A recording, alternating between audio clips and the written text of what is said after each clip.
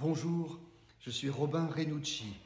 Je suis très heureux de pouvoir vous laisser ce message aujourd'hui dans la sollicitation de captifs actifs, dans le souci de porter à toutes les étudiantes et tous les étudiants de France et d'ailleurs un message d'affection et un message de considération. Vous êtes une force inouïe que l'on abandonne en ce moment, et notre responsabilité d'adulte est de vous faire savoir combien nous pensons à vous.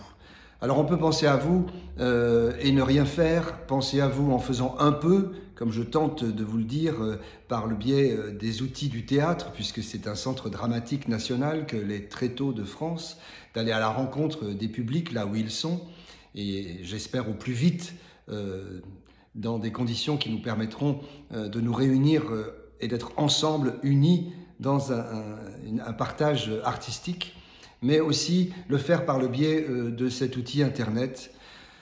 Vous êtes particulièrement captifs, et vous êtes aussi actifs, beaucoup, très actifs pour certains d'entre vous, peu pour d'autres, et voire pour certains et certaines lassés, usés par ce qui vous est donné d'être, et cette affligence que vous devez subir de ne pas pouvoir vivre votre jeunesse, votre enthousiasme dans la rencontre, dans le fait d'être ensemble, puisque c'est l'endroit où nous sommes abîmés, dans cet endroit cardinal qui consiste à nous réunir, à nous rassembler, comme je le disais, et à nous considérer.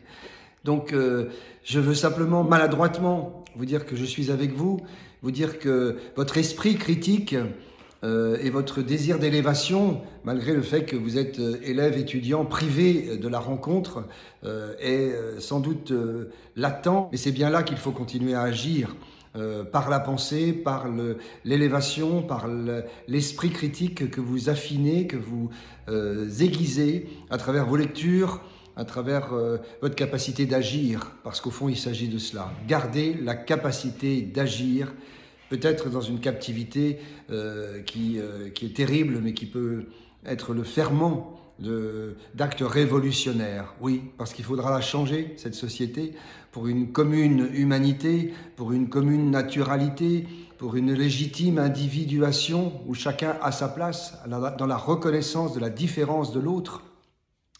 Le poète Saint-Exupéry dit une chose juste et belle sur la différence de l'une et de l'autre.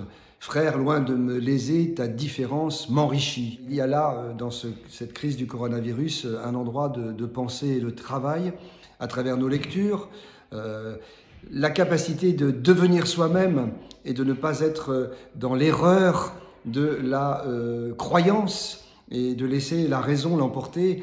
Condorcet nous donne le bon signal, le maître, le chantre de l'éducation populaire. Tant qu'il y aura des hommes qui n'obéiront pas à leur raison propre, mais qui recevront leurs opinions d'opinions étrangères, le monde sera divisé en deux classes, celle de ceux et de celles qui croient, et ceux et celles qui pensent, la classe des maîtres et la classe des esclaves.